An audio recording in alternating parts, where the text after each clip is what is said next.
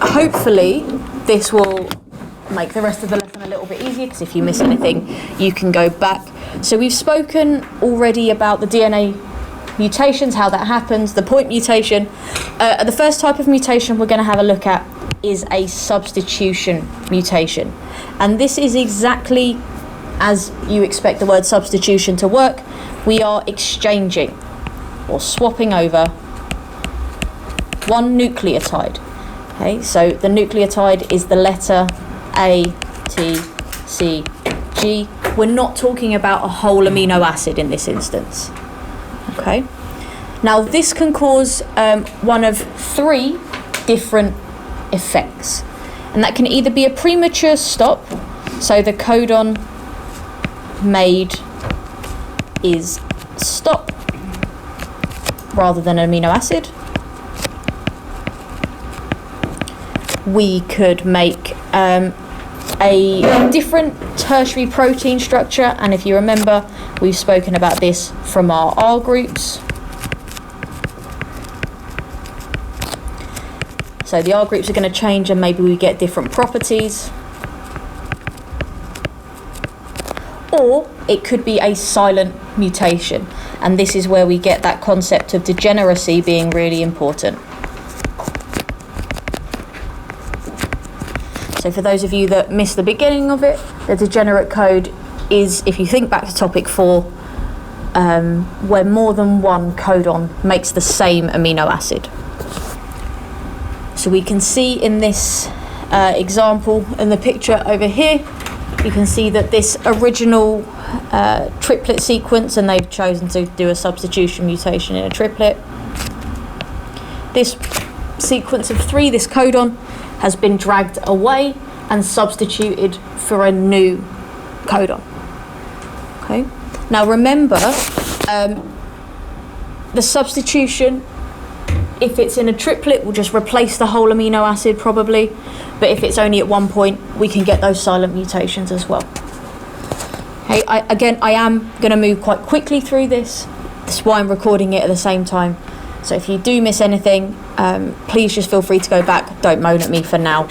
Just want to see if we can get this done for your mocks. Now the premature stop codon, we're going to take these in turn, are over here. Okay, so TAA, TGA and TAG. And this premature stop means that, as we've said previously, you accidentally make a stop codon rather than another amino acid. Okay, so if my protein was meant to be 20 amino acids long, maybe by accident you get a stop and your protein can't be made anymore. This shortened protein we call truncated. Don't know why. Don't really know what the word truncated means. I'm just going to assume it means shortened. Alina, have you got any English insights into the word truncated? No. Insightful. But obviously, if I've got an arm that hasn't fully formed, it's not going to be able to do the job of a hand because it hasn't got the right structure to do it. Okay, so these truncated proteins, the early stop or the premature stop, give us a non-functional protein. It's not loss of function, it's not reduced activity, it's no activity.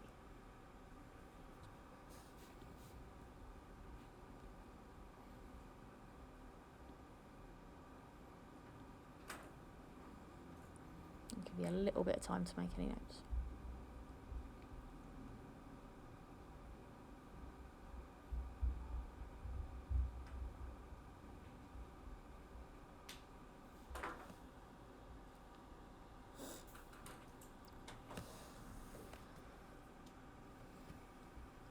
I will try and upload this as soon as I can as well to somewhere, don't know where, at the end of the lesson. I'm going to carry on. So our next one is where substitutions affect our tertiary structure, and we've related this already to the R groups and the properties they confer. So in this instance, in the diagram, we can see that hemoglobin might have a functional region coded by CTT.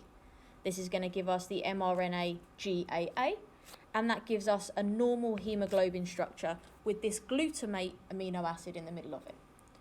Okay.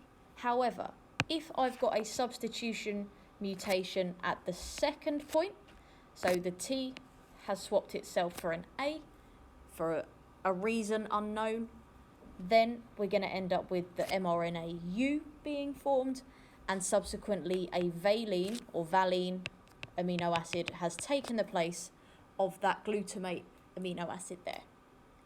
Obviously, glutamate and valine are different things, otherwise they wouldn't be called different stuff, and this is more likely to affect the protein function itself.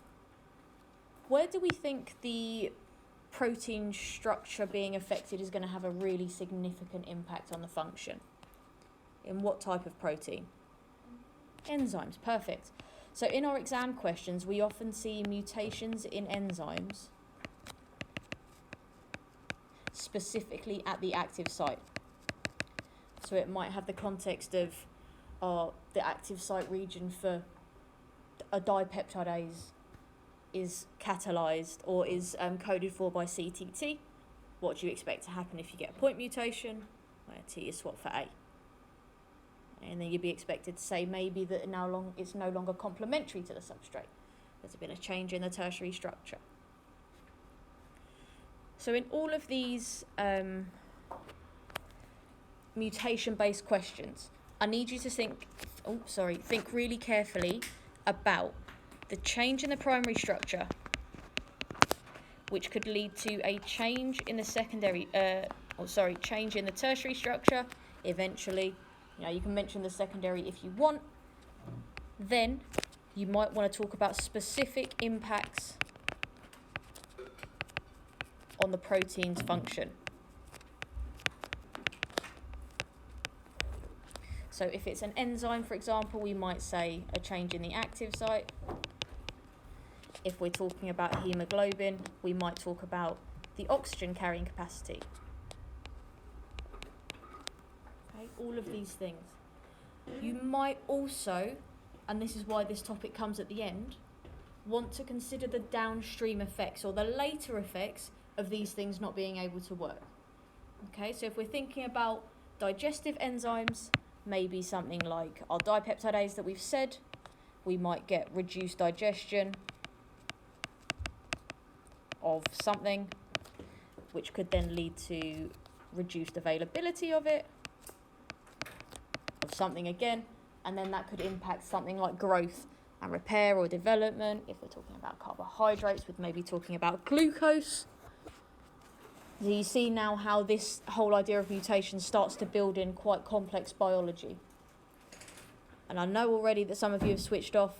If you are switching off, please feel free to do your own revision. I am recording this. You can come back to this at a later date. This is just for those of you that maybe wanted to listen to me go through topic 8 before your mocks. Okay? So, good to go? Yes. We're just absorbing stuff, I hope.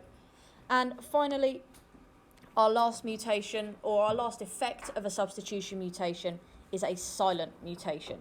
And this is where we don't see an effect.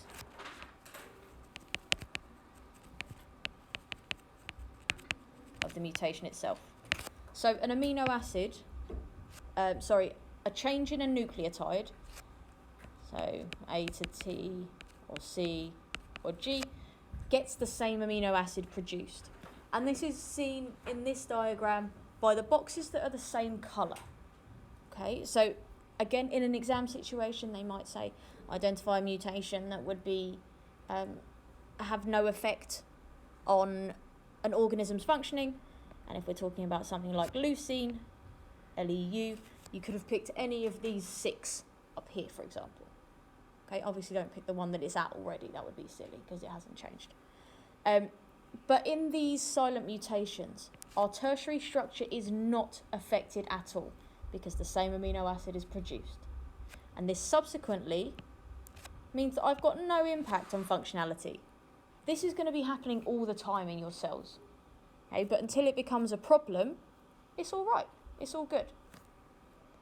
And this is where we see the importance of the degenerate code. Okay, the survival mechanism means that even small changes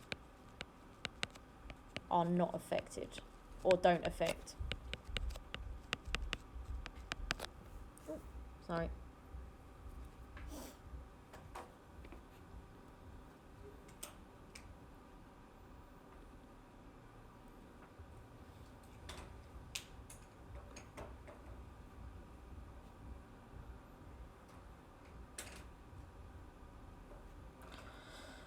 Now, the only other type of mutation that you need to be aware of is a deletion mutation. And this is a little bit more complicated because it affects something called the... What the hell are you drinking? Okay.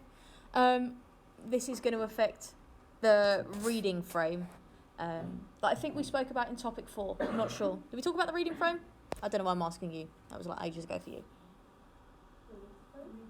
The reading frame. Frame shift. Perfect. Lovely. So we have spoken about it previously. Recap it just in case. So deletions can be point mutations. You can delete only one amino acid, one base, but you can equally delete multiple nucleotides.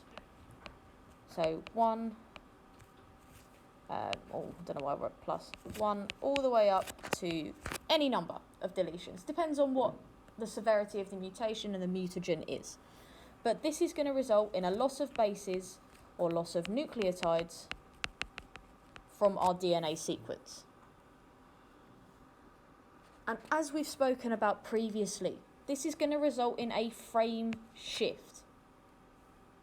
Okay. What number of nucleotides deleted is not going to result in a frame shift?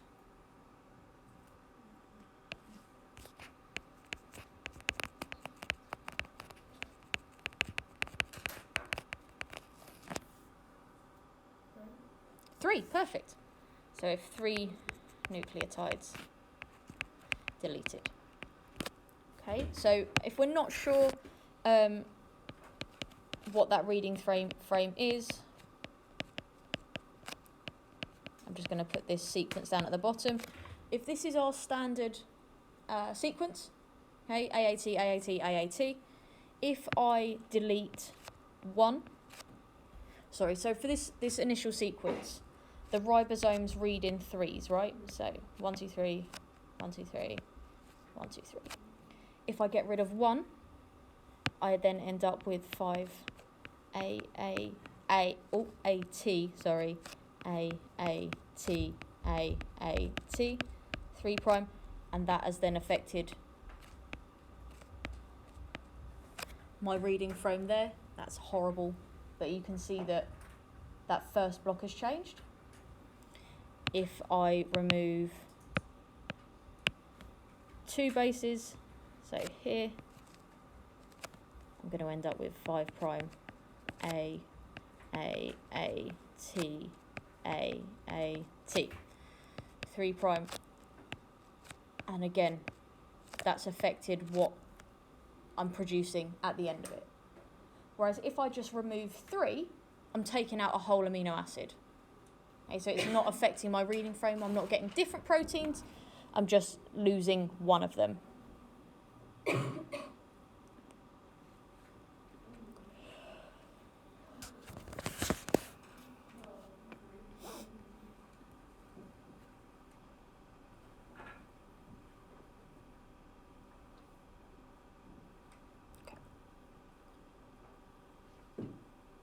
everyone okay with the idea of frame shift? Yeah. Again, if you're finding this really unuseful, please feel free to go somewhere else. I can tell you where the free rooms are if you'd like to go and do your own revision and then recap this at a later date. It's up to you. Now, with our deletion mutations, just a little bit of written content just so you know what's going on with this frame shift. The reading frame is related to the ribosome's ability to decode the genetic sequence. Okay, and if we've got a deletion of 1 base, sometimes 2, this is going to cause everything after that to change. Okay, so if we don't delete in threes, everything after it is affected. And this in turn, we call that frame shift. Now, if my triplets as a result of that deletion change between the unchanged sequence and the mutated sequence, then we're going to get an alternative sequence of amino acids. And this in turn is going to affect our secondary and tertiary structures of our protein, which could again cause impacts on both the phenotype, so the way the protein looks, and its functionality, or how effective it is at doing its job.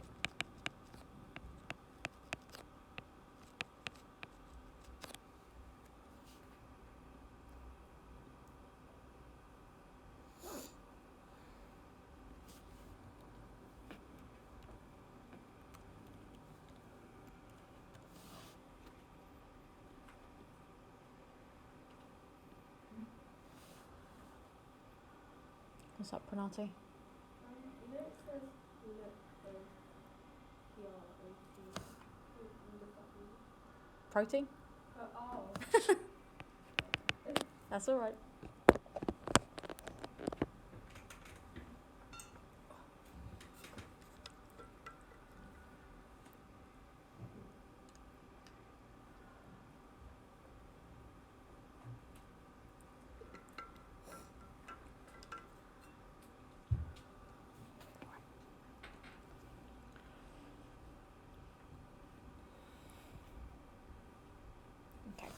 Now, some mutations are good and some mutations are bad. We know this. We're going to be looking at cancer in a second.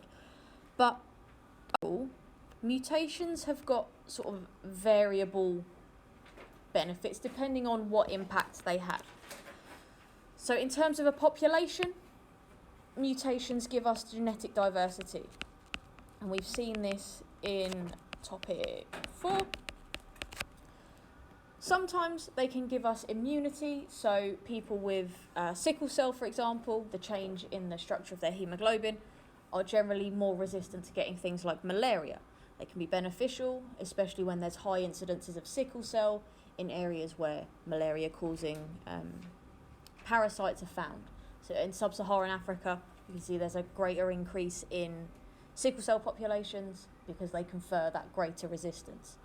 Okay. And remember, these mutations are going to, over time, result in evolution because of the responses they offer to selection pressures.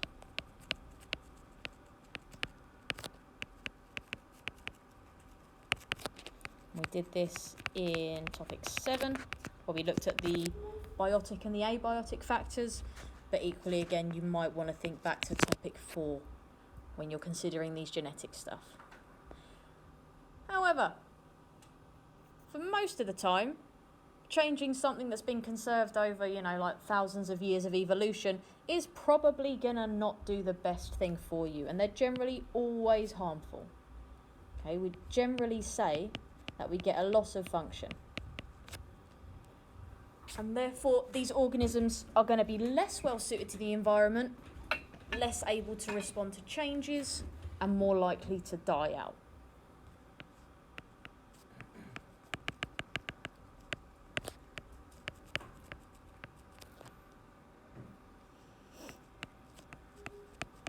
Think back to topic 7, we're always considering the death rate. Okay, what is the likelihood that these organisms are going to survive?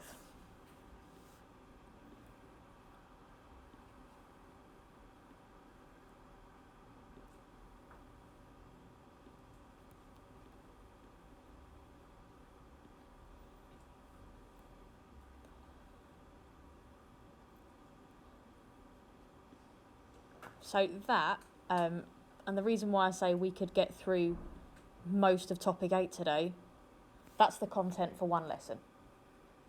Okay? The next lesson we're going to have a look at is all about stem cells. So again, this is, I think, another 10 slides or so, and that'll be the second lesson done. So it is quite quick.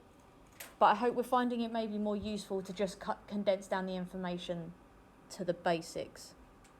If you're not finding it useful, again, feel free to ignore me.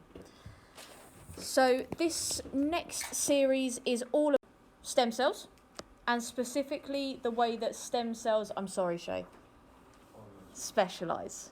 Feel free to ignore me, Elaine, if you're not keeping up or you don't want to listen. That's fine. So I stopped by accident, so now I'm lost. So I'm just. How did you stop by accident? I just turned out. So now I'm just going on thing. Okay. This is a new topic, so if you wanted to jump back in, it's up to you. No, because now I need to. Just leave a space. Okay. Right, whatever. You could turn a page, new topic, new page. So, all of our cells in our body, when we're developing from a tiny little sperm and egg fused together, have the same genes. Okay? Mum, 23 chromosomes, dad, 23 chromosomes, fused to make you, ta-da, mix of the genes. However, as we start to develop, as we undergo mitotic division and we start developing into a zygote and then into an embryo and then into a fetus, and as far as I'm aware, these all basically mean developing baby, but at different points of development. Okay, so I think it's an embryo when it's got a heartbeat, and a fetus when it's capable of surviving by itself. Don't quote me on that. However, obviously, not all cells are the same, even though they've got the same instructions. Okay, and that's because some cells choose to ignore some of the genes and the others choose to use them. Okay, and we call this genes being switched on or off, literally like a light switch. So we can see in this bottom diagram, when you are ready to have a look, we've got this single cell, and through mitosis, they are going to be genetically identical. However, at that point, they can determine what genes they want to switch on. So this top one says neuron-specific genes. I know you can't see it very well, just there. And the bottom one says epithelial-specific genes. So each of these now is only going to work to produce the proteins that make it have that job. Okay? In the same way that you guys will hopefully specialise for a career path, I currently, right now, am not specialised to be a mechanic. I don't have the skills, the jobs, or literally the wherewithal to go and be a mechanic. Okay? But I could if I'd have made a different pathway choice when I was young. So it's basically like cells growing up, choosing what they want to do. Okay, but before we get there, we've got to consider what's always going to be conserved in our cells. So in some cases, in most cases actually, there are always going to be conserved genes. And by conserved, I mean that they're always switched on. And this is generally because they've got key physiological metabolic roles.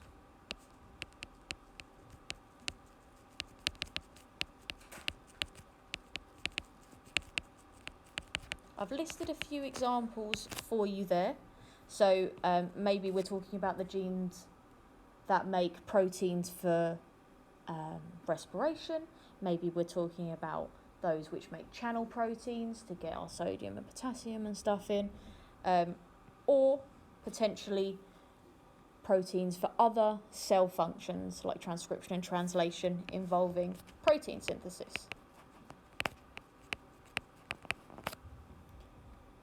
However, and this bottom bit we don't necessarily need to write. It's just that bit of context about utility. My retinal cells do not need to be able to produce insulin, even though they've got the instruction. Whereas my beta cells in the islets of Langerhans do need that job, but don't need to be light activated.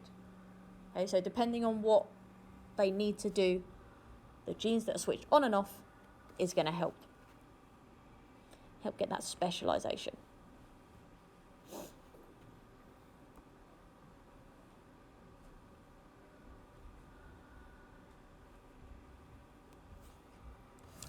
Now, when we're considering these on and offness of the genes, this switching on, switching off, it's not too late for genes to decide they don't want to have that job anymore, for proteins and cells to decide they don't want that job anymore. In the same way that it's not too late for me to decide that I hate this job and I'm going to go and do something else, like be a mechanic. Probably won't, but this is still there. Now, depending on the tissue type, sometimes genes are switched off permanently. So I know that in my retinal cells, I'm not going to need to be able to produce insulin. Okay? However, depending on the needs of the cell, and this is the contextual information that we need from this slide, genes can be switched on or off temporarily. Okay, so they can have intermittent activation.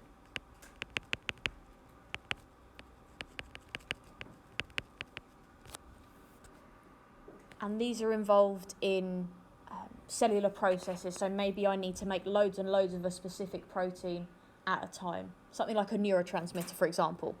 I don't need to produce it all the time, but in some cases I need lots of it.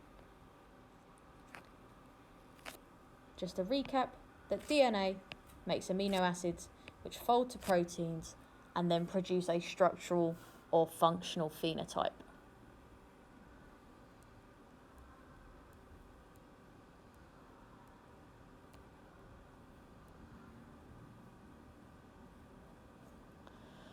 What content was it that is going to be in this paper?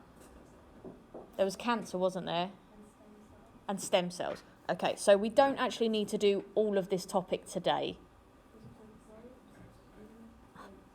Okay, so we might see if we can do maybe half today and half after half term, because otherwise it's just going to be like I'm just smacking you in the face. So we'll see if we can get half of it done before break, and then we'll do the other half after half term, once you guys are maybe a little bit more rested. So this morning we should be able to get the cancer stuff and the stem cell stuff down, and that's because stem cells is coming up now, so prepare yourself. Numero uno, when you are a fertilized egg, so sperm and egg come together, we've done this, you produce, or you are called a zygote. And this zygote then is able to become a full human, such as yourselves. Okay? The functionality of you in various parts differs, because some of you got good eyes, good brains, bad brains, bad hearts, good hearts, all of the above. But these cells that make you up from that fertilized egg stage can turn into any cell. That's how you develop to be so complex. And we call these stem cells totipotent. You have total potency or potential to turn into anything. Up until around 12 to 16 cells, our cells are still totipotent. Okay, so from that initial sperm and egg to the first few days of life, you can be whatever you want to be, within reason. We've got to remember, though, that this totipotency is occurring in both plants and animals. And you can see evolutionarily, if you want to do developmental studies and look at developmental science, the developmental pathways of organisms always looks quite similar. So you start off as a blob and then start to fold up depending on what shape you need to make.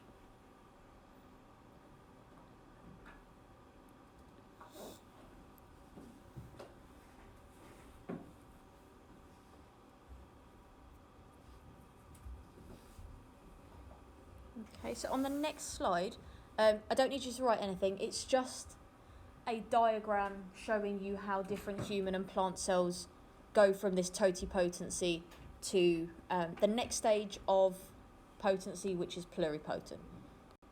So in this top diagram, they've nicely broken up the different stages of potency.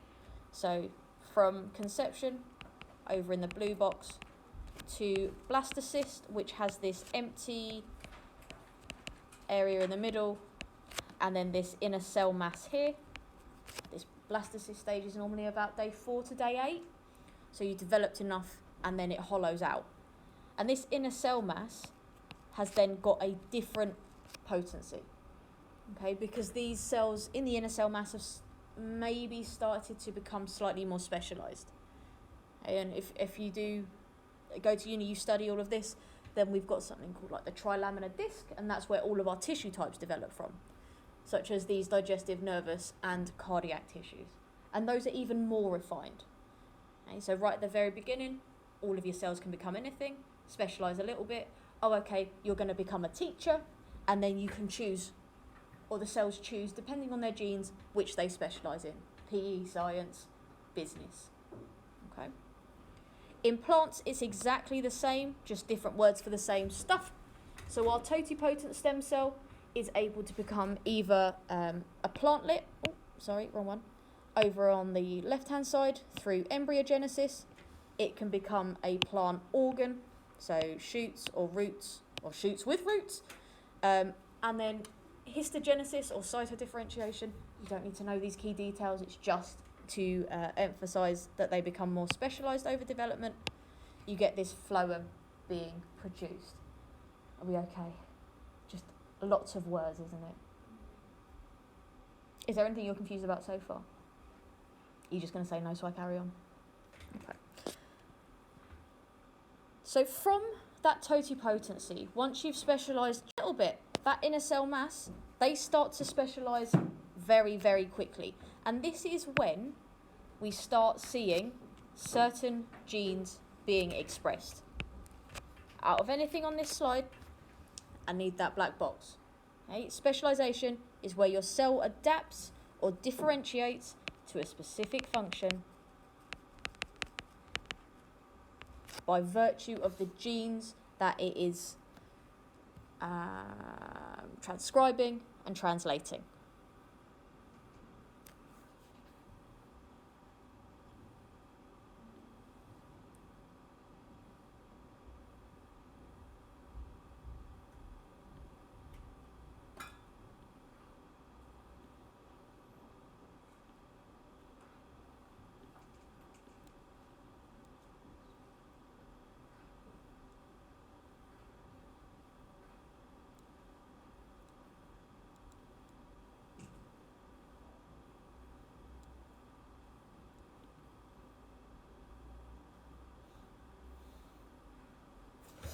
Just for context, guys, we're on slide 23. We need to get to slide 50, so we're nearly halfway there already. Yay.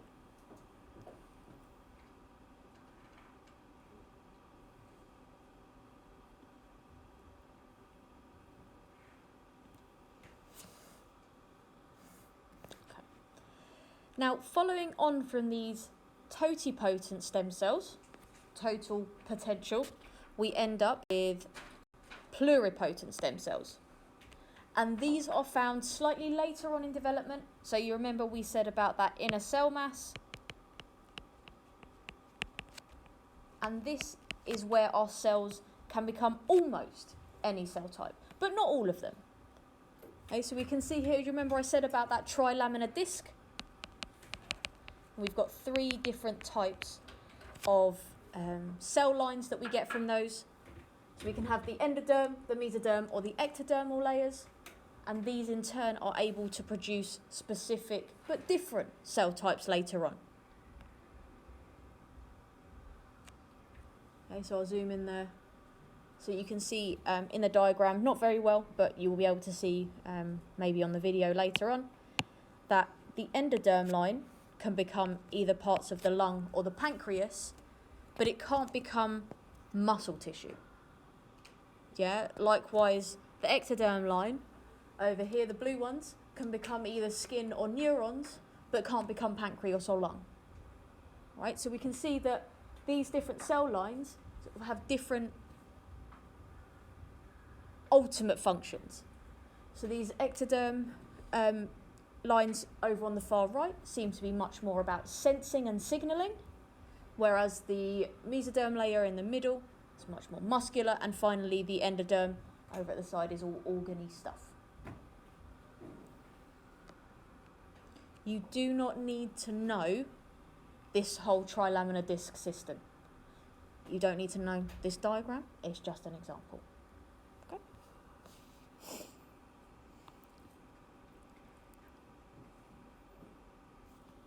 You good? And as you can see in this diagram, once we've decided whether we're going to be endo, meso or ectoderm, we refine our function a little bit more. Okay, so you've chosen your pathway. I'm going to go into teaching.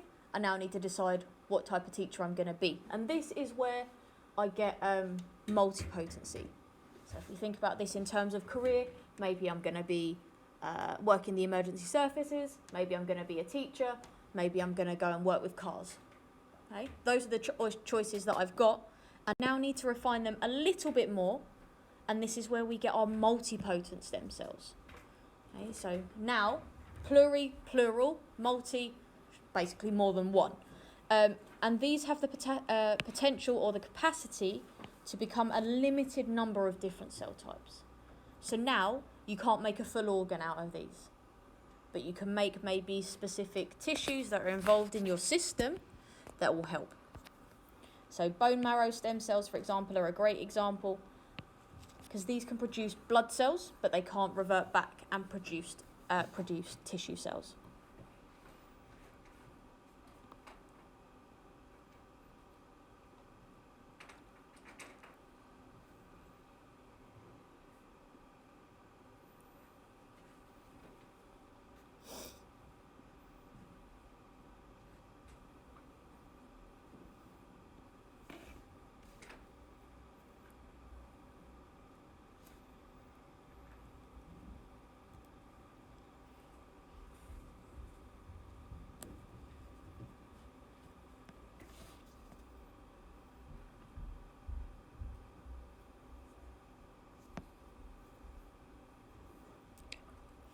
Now, the final specialisation is when you guys get big and strong, you've developed into a full human being, you've undergone development. You guys will be reaching this stage now because I imagine that most of you are towards the end of puberty, for example. You are going to be unipotent for the most part. Okay, so I do want to caveat this with the fact that not all cells have the capacity to divide.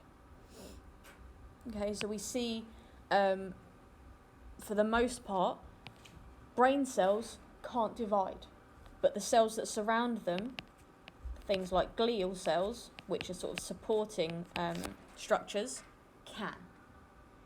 And they can only make themselves, so they can't divide to make another different cell type.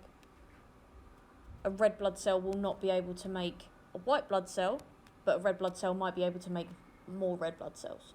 A white blood cell will be able to make more white blood cells, but not red blood cells or platelets. And these generally only occur in the ones that are super duper important for staying alive. So if we run out of our blood cells, it's a bit of a pickle.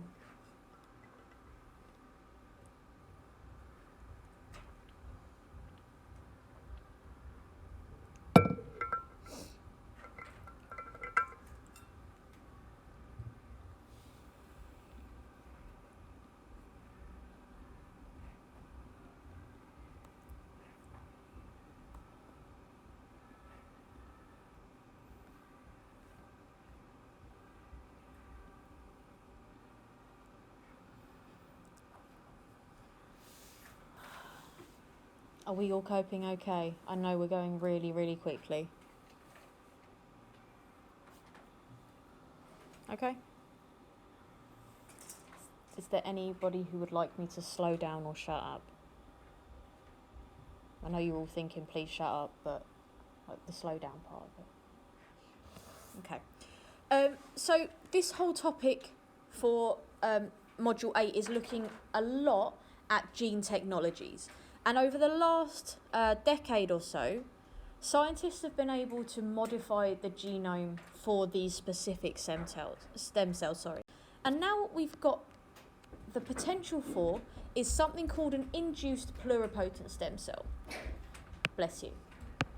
Now the induction or the inducement of these pluripotent stem cells is the fact that they are unipotent stem cells which have been chemically reversed.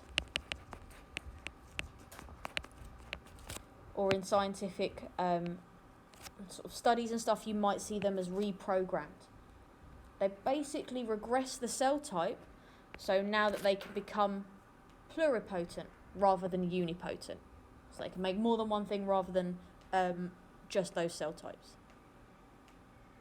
And this is going to require changes of genes, so genes being switched on and off, which we're going to have a look at in a second, and the use of transcription factors, factors which are going to increase or decrease the rate of transcription of DNA to mRNA. So it can be increased or decreased. And that in turn means that my cell is going to have a little bit more ability to differentiate again. At this point that they're induced, they have a similar capacity to embryonic stem cells.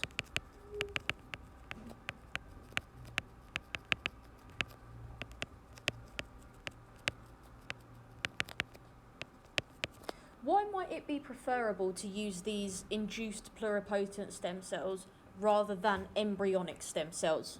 For say if I've got MS, for example, and my nervous system is being damaged by my own body, why might it be more useful to use my own cells that have been reversed than that from an embryo?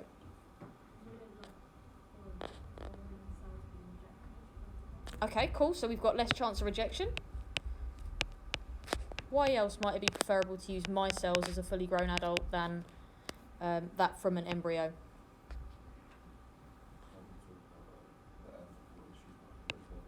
Like what?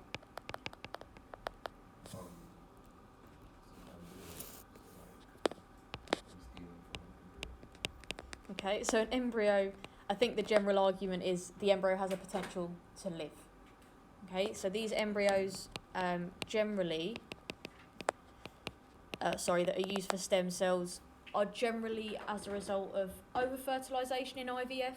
So if any of you know anyone who's undergone IVF, they'll take multiple eggs out and fertilise multiple eggs at a time, and then they'll only implant a couple of them.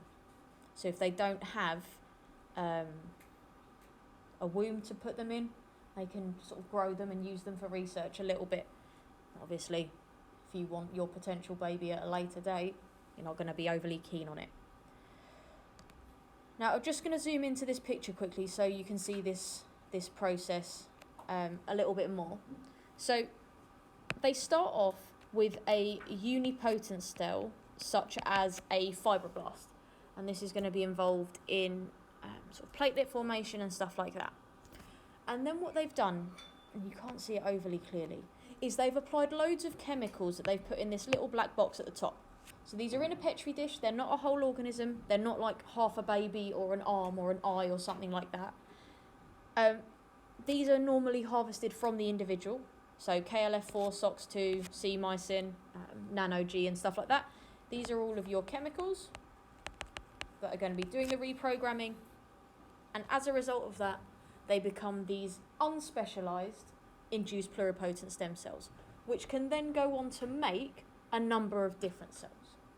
Okay, so in the context of exams, they might bring in something like pancreatic beta cells for diabetes. You might talk about hematopoietic progenitors in terms of things like sickle cell. For dopamine, those of you who do psychology, what's dopamine important for? The happiness. So what happens if you don't have a lot of it? So you become a little bit sad, depressed. Okay, you can get similar effects for serotonin as well. And motor neurons, it might be something like MS or motor neuron disease. Okay, all of those, there's lots of therapeutic potential with these.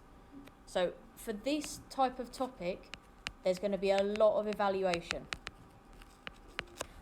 And for us, for topic 8, this sort of stuff is going to come in on paper 2.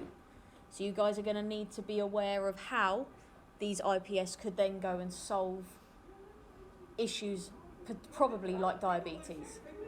Why are they having so much fun? Where are they supposed to be?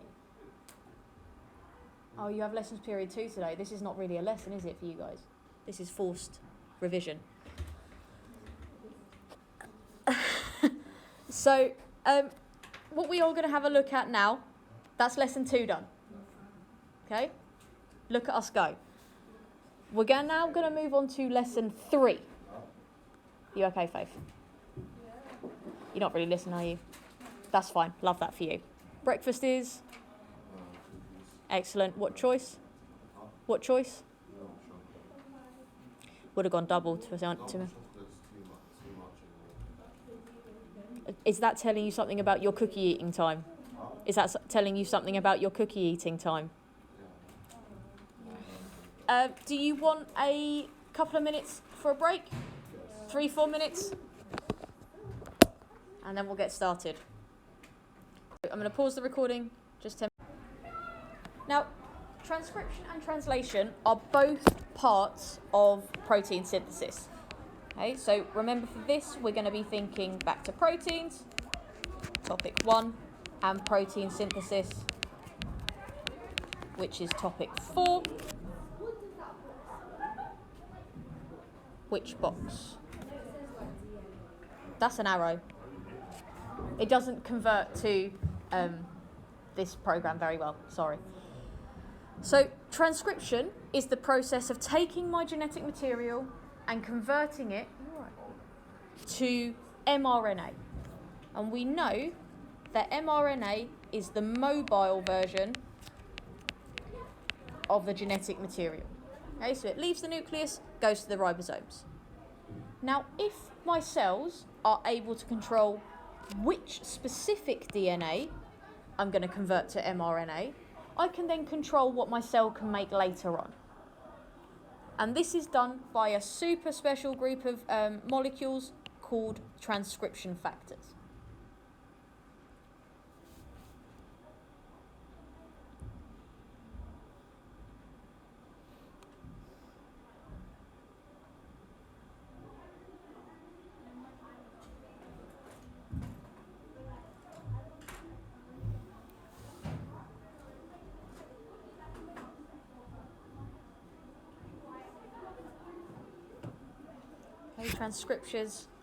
Transcription factors, might include like growth factors, which you might see in exams written as something like IGF, like that, and that's a growth factor.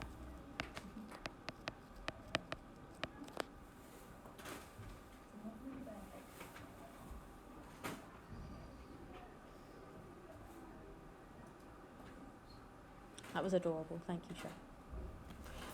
So, general rule of how our transcription factors work. They arise from the cytoplasm. They're going to be made, they're going to be produced through protein synthesis, and they are going to transmit themselves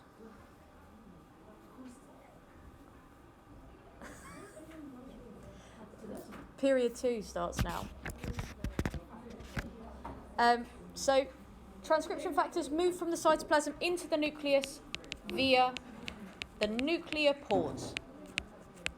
Okay, so they're going to get in through the holes and they're going to be able to bind to specific base sequences. Okay, so that at some part of them, they're going to have the complementary bases. Or a complementary shape. Not sure which one it is. So they just have to be complementary to it. If we've got the binding of that transcription factor, then transcription of that specific region of DNA is going to increase. Okay? And subsequently, we end up with mRNA being made, and we get an increase in gene product. However, if the transcription factor is unbound, maybe it can't find the bit of DNA, maybe our DNA is closed, okay, and we're going to have a look at our chromatin structure in a second.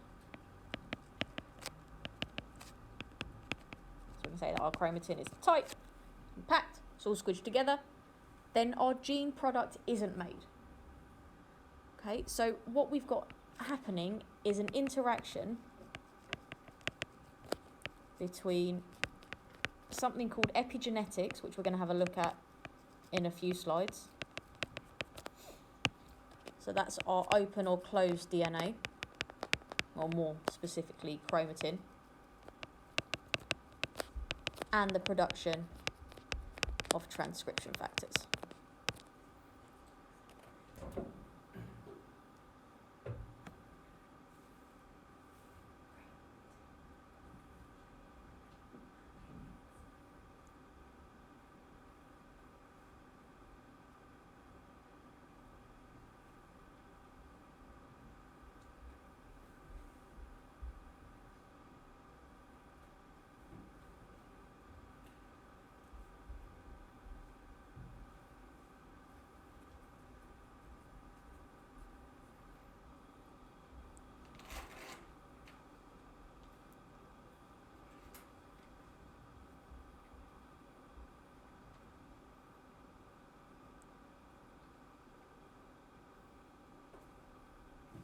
So I'll give you a couple of minutes just to make any notes. If you've got any questions, please ask.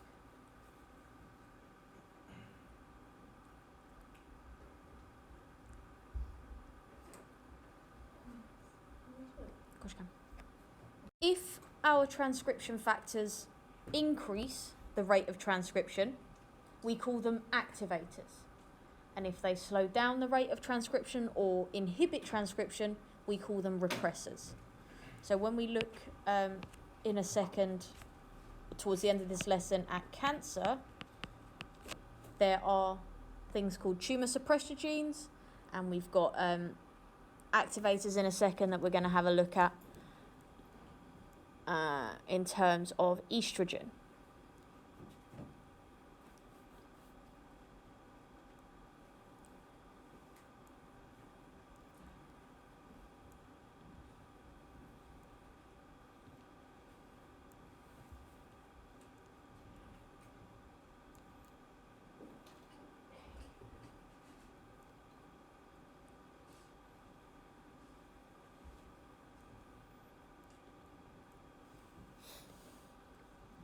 And the key example that we're going to have a look at, as I've just said, is estrogen. So we're going to get started on that in a second. A great example of something which can act as a transcription factor. So it's a steroid hormone, which means that it is able to move through the membranes into our cells, and therefore it is lipid soluble. Estrogen is made at what gland?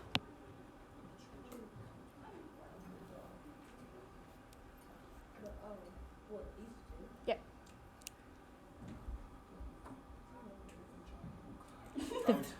Okay. I'm going to leave that question open for you. You have estrogen as well, so Well, it can't be the ovaries, can it? I'm going to leave it for you guys. I'm not going to put it on the video. I'm not going to put vaginal gland as the answer here.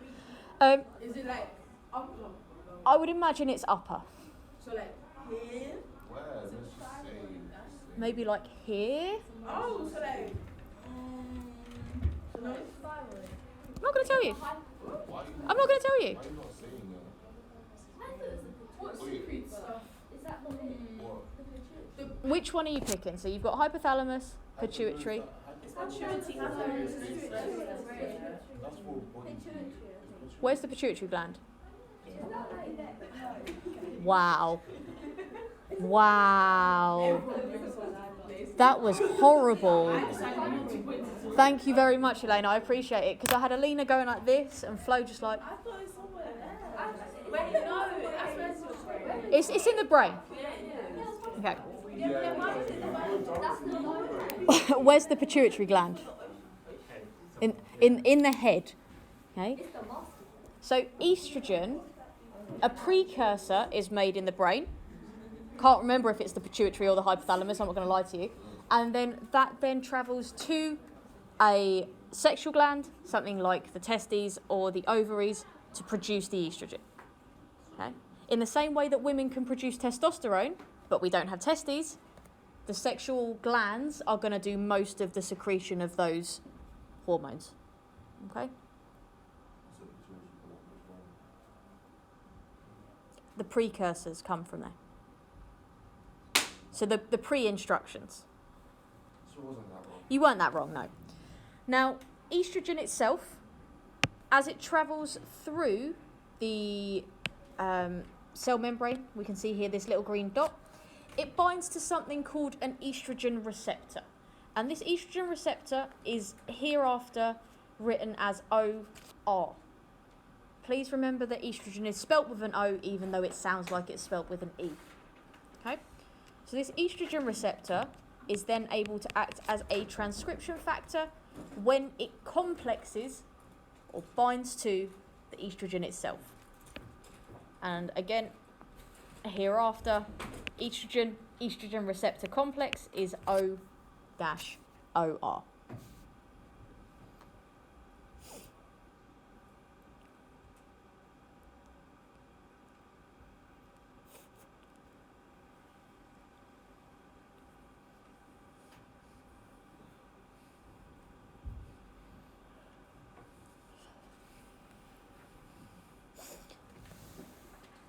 This information will be on the next slide as well.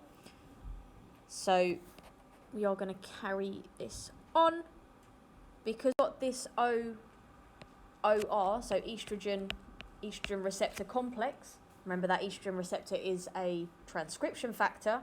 That's what that TF is for. I know this is a lot of like acronyms and stuff. I'm sorry. I'm just trying to make your life a little bit easier. That causes a conformational or structural change in the DNA binding site on the transcription factor, which is our estrogen receptor.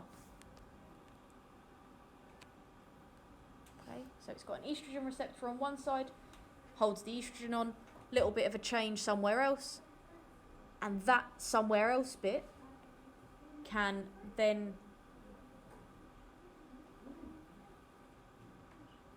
then go on and attach to DNA. So that transcription factor complex goes through your pores and attaches at a specific base sequence where it works to promote transcription.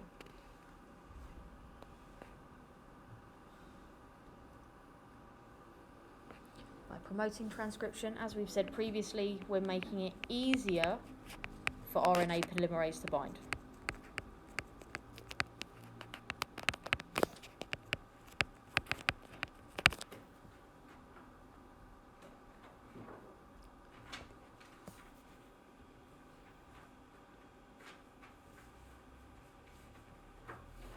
Please let me know if you have any questions. I can tell that this is going to be the bit where some of you are like, what's going on? So ask.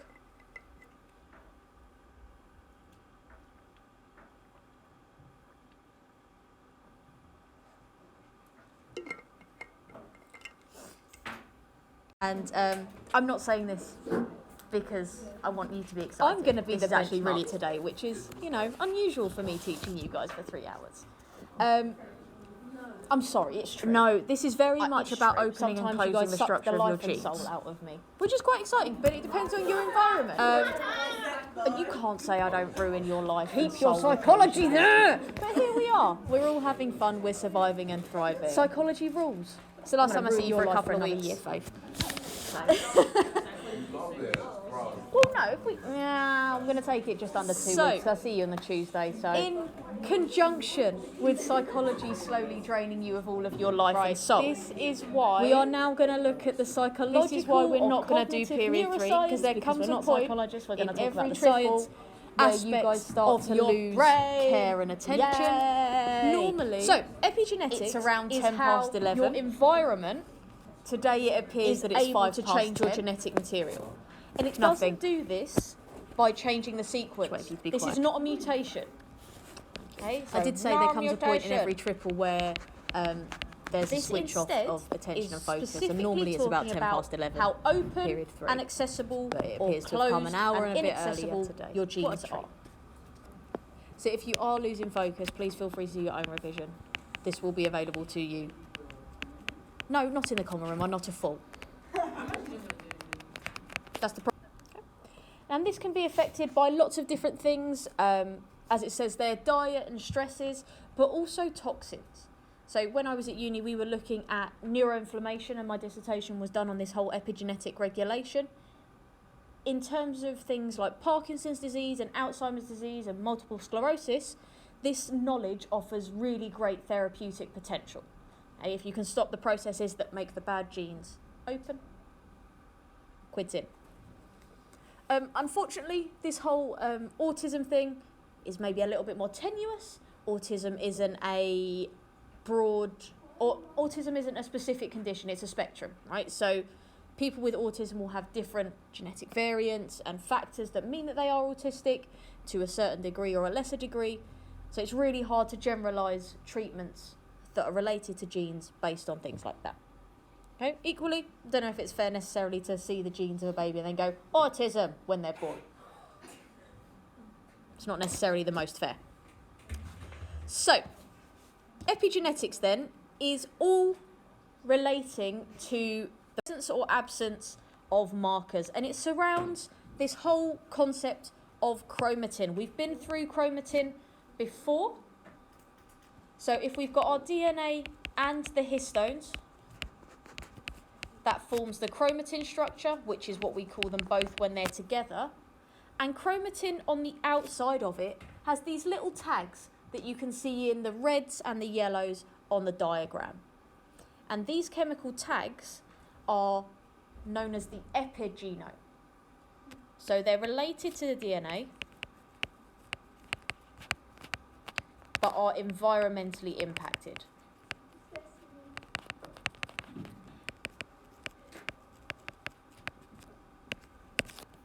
And if any of you are particularly interested in the links of genetics to certain diseases and the treatments, hit me up, I can find you some papers.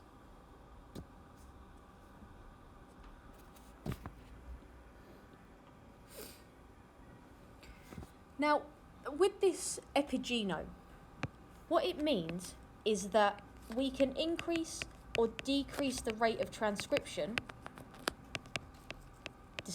depending on the chemical tag.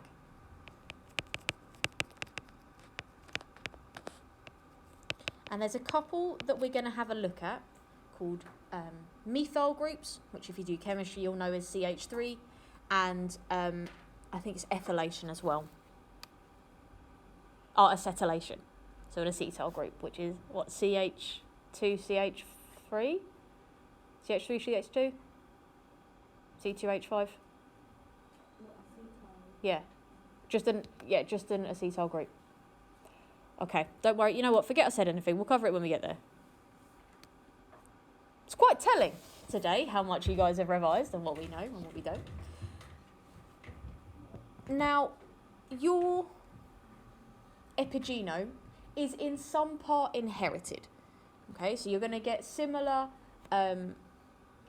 tags and markers to your parents. And this is why in some cases in aspects of things like fear, we see that parents who are really, really fearful of something like spiders have the ability to pass down that fear to children, even though they don't necessarily have an exposure or have been exposed to spiders. They just have that intrinsic fear for the certain situation that their parents have been fearful of. Very exciting. Don't even bring psychology into this. Don't even see. I know you were talking to Chris Lynn, but I could see you bouncing around with more excitement than you ever bounce around with in biology, so I know you're talking about psychology.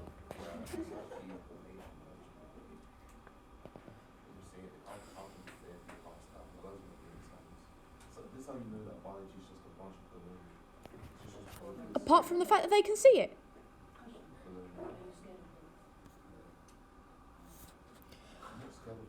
Right. Anyway, take your doo-doo psychology. Doo-doo. Combine it with cognitive neuroscience and you're fine. Keep it in the... Stay in your lane, Pranati. Stay in your lane. Yeah, Faith, stay in your lane. Now, as we've said, we're just going to skip past this. We're not going to write anything because it's all on the other side. The epigenome is plastic, depending your experiences. So my epigenome will be very different to Elaine's. My epigenome will be very different to Pranati's. My epigenome will be very different to all of yours. And likewise, between us, we are all different as well. Okay, obviously, we've all got an innate fear of, I don't know, like death. It's probably quite a good survival mechanism. That's because your brain's not working right at the moment, Elaine. No, I've never been scared. You've never been scared of death? So someone shot you in the face right now. What can I do? No, you tell me what can I actually do? If someone shoots me in the face, what can I do? Am I gonna Yeah, I'm run? really enjoying these irrelevant conversations on my recording though. It's tip top. Oh, Uh, sorry about that. So, That would be fun to watch. I don't think it's going to be overly fun to watch. Now, this is a more complicated way of explaining the epigenome. So what I'm going to do is I'm going to highlight the key bits that we need to know. Okay? So, the environment is able to activate proteins. Okay? So something like a stressor, something like a fear, something like a dietary toxin, maybe something that produces free radicals, is going to cause a stress. And this in turn starts a cascade of chemical changes inside of your cell, which results in a response from your cell.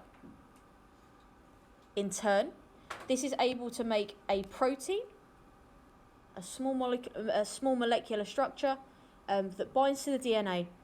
And then what we can have is either acetylation or methylation, which is going to differentially open or close up our chromatin structure. And we'll go back to it. Chromatin is the combination of DNA wrapped around those histone proteins.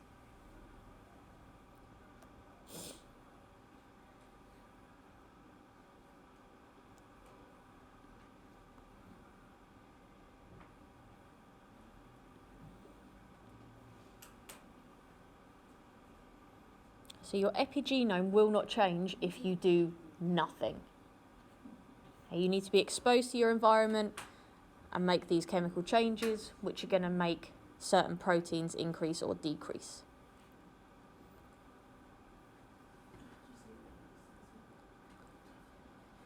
Now, in terms of our chromatin, you can see in this diagram that it changes shape. Okay, so in the top one, the little balls, the histones with the DNA, are nicely spread out. Okay, that's our open structure of chromatin. Whereas if we've got the pink balls instead attached to them, they're closing it all up. Okay, they're making it a little bit tighter. Obviously, we're doing biology, so there's going to be words for these. So I'm going to move this on. Oh my Jesus. It's going to be a video. It's literally why I'm recording it. Okay? And these words are... this chromatin structure can either be heterochromatin, which is really, really tight, really, really condensed. Or it can be euchromatin, EU, which is where it's slightly more open, and this is generally going to happen during interphase. What happens during interphase that might mean that I need my DNA open?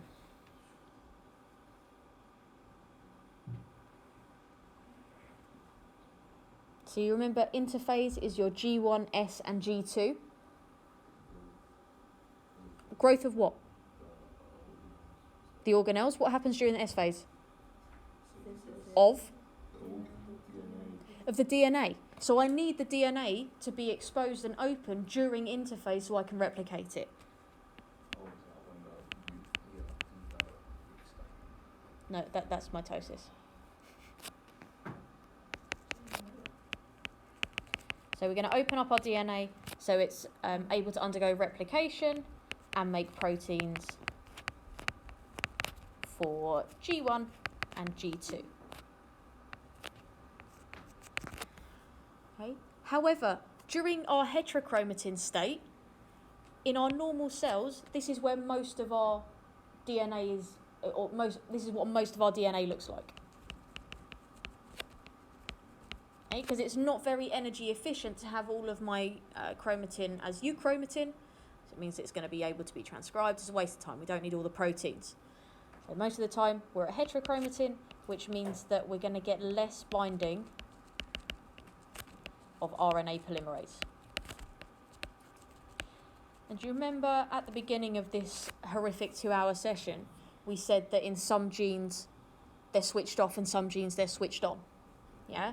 So the ones that are off are going to be in the heterochromatin state. Nice and tightly compact, you can't reach them. The ones that are on are going to be euchromatin. What's up? A picture of what? Oh, scar, fun. Scar? Yeah. Why is it on there? Because it's to do with environmental factors, environmental changes. Nothing. Faith's looking at something different, don't worry. Now, we are going to recap the structure of DNA, specifically in terms of its ionicness, its charge. Okay? Am I okay to go on, Elaine? Yeah.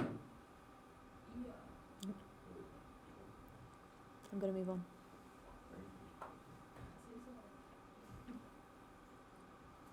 Okay? So, DNA itself is negatively charged. Okay? As an overall molecule, it's got that negative charge due to the phosphate group at the 5' end. Okay, so that unexposed P, or that exposed P, sorry, that isn't bound to anything, it's going to be negative. Okay. Conversely, the histones that we're using are positive, and therefore there's a force of attraction between the histones and our DNA. Okay. Now, the histones themselves, we've said, can affect the packing of the chromatin. They can either be heterochromatin, super tight, or open in the form of euchromatin, and this is done by either acetylation or methylation or methylation. We've spoken about these already.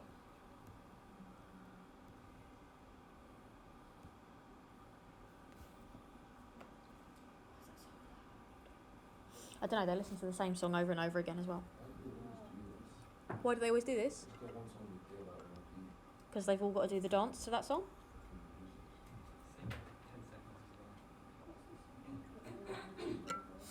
Right. So we're going to take acetylation and methylation in turn. We're going to start with acetylation.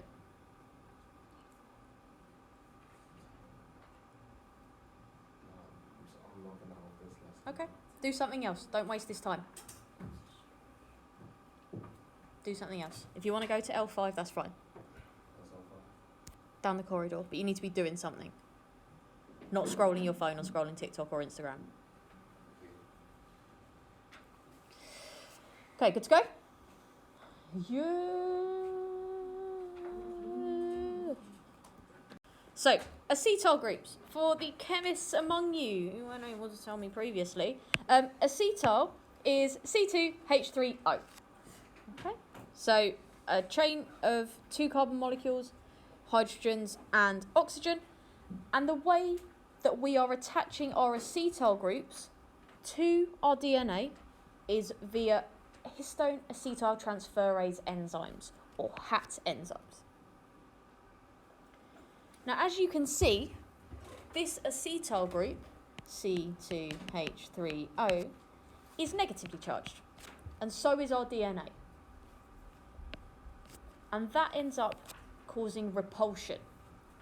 So the histones and the DNA repel each other, they want to get away from each other as far as possible, and that results in a nice open chromatin structure. It means that RNA transcriptase can bind, it means that we can get that transcription happening.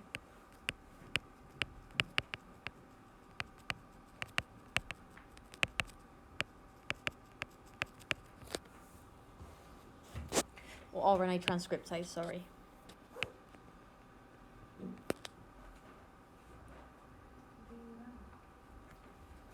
So you realise we've got a lesson period 3, right? You're coming back for that, right? It's independent revision, so I'm sure you'll be alright. Okay. So if I've got those histone acetyl transferase enzymes, it's going to cause my DNA to open up a little bit. The chromatin is more exposed. However, if we want to close up our DNA structure again, maybe we want to get rid of our acetyl groups. Get rid of them. We're going to use histone deacetylase enzymes, okay, which we call HDACs. We've got HAT enzymes, which open up, HDACs, which close it. And this works in completely the opposite way. So we're going to remove those negatively charged acetyl groups, and therefore going to start getting the compacting of our chromatin structure. Results in reduced gene transcription.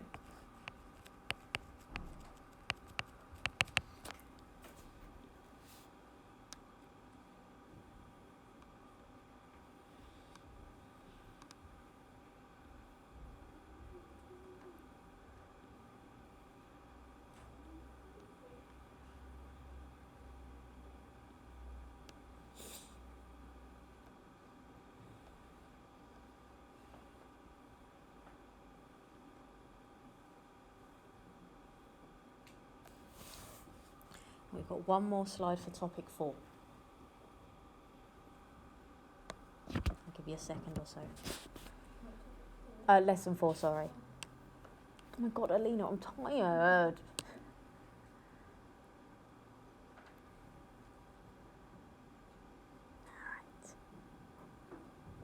It's alright, Grace, I'm not going to move.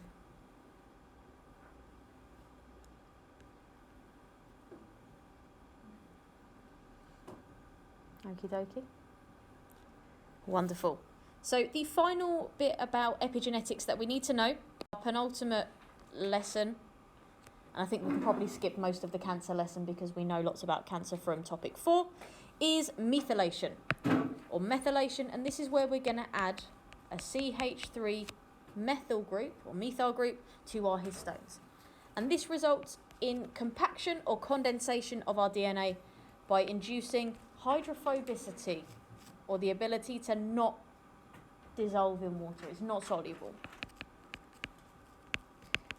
As we know, the cytoplasm is made of lots of water, and this is going to repel significantly.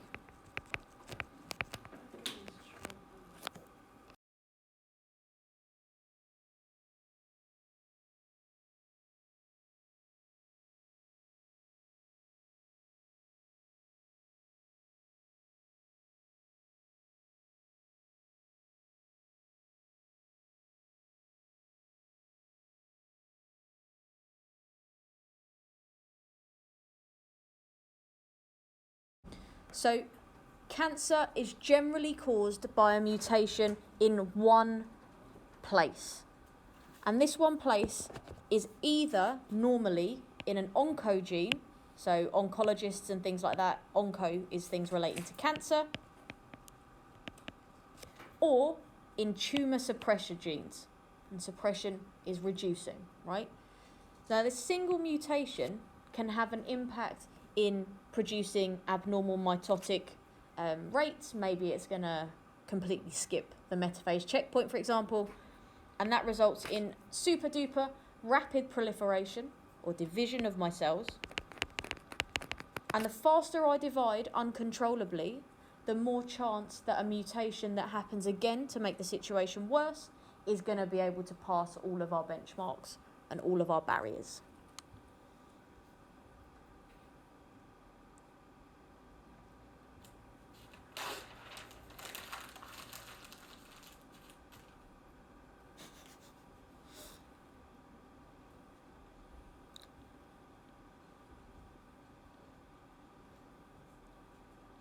Our first one we're going to have a look at, so we'll take these independently, is oncogenes.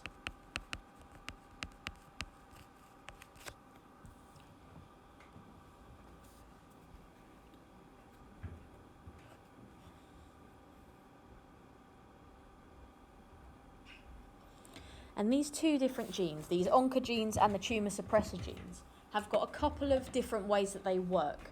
So we'll have a look over the next few slides. All right. Am I good to go? Yes, lovely. So, oncogenes, our first set of genes, is not actually the default setting for our bodies. So in all of our cells at the moment, we've got something called proto-oncogenes. So proto, like prototype, sort of like before the practice stage. And these are in all of our cells. But in all of our cells, they only stimulate division when we've got those growth factors. So remember, growth factors are our transcription factors that we've been speaking about. Those transcription factors are going to increase or decrease the rate of transcription, obviously. However, if I'm exposed to a mutagen, something in my environment that can cause a mutation, then these proto-oncogenes, prototype ones, can mutate. And when they mutate, they form fully active oncogenes. And these oncogenes are unable to be turned off. They're permanently on in these specific cells.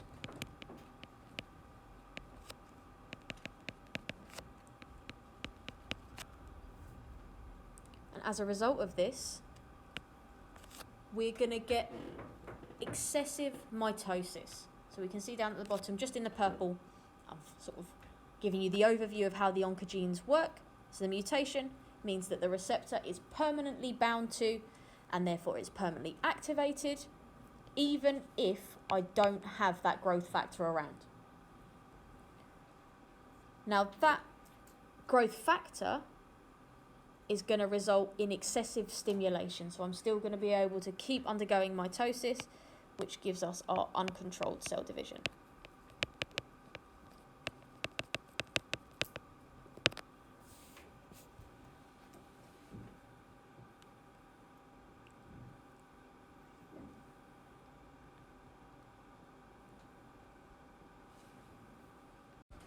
Our tumour suppressor genes.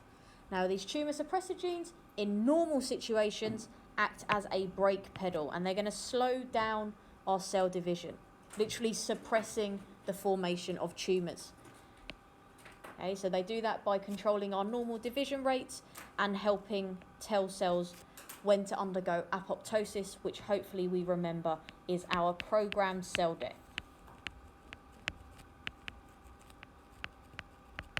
However, if I've got a mutation, something goes wrong with my DNA, specifically in this tumour suppressor gene region, then I can get permanent inactivation of this suppression, and therefore our cells are going to be able to carry on dividing. So remember, in our proto-oncogenes, they mutate, which I'm going to write as this M in red, to form oncogenes. And these are permanently activated.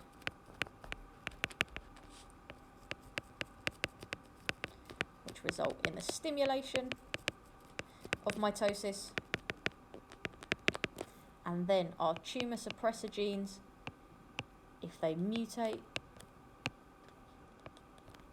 they are going to be switched off. And in switching them off, we reduce the control of mitosis that we have. So if you've got mutations in both of these genes, wow, wow, wee, wah, enjoy your tumours.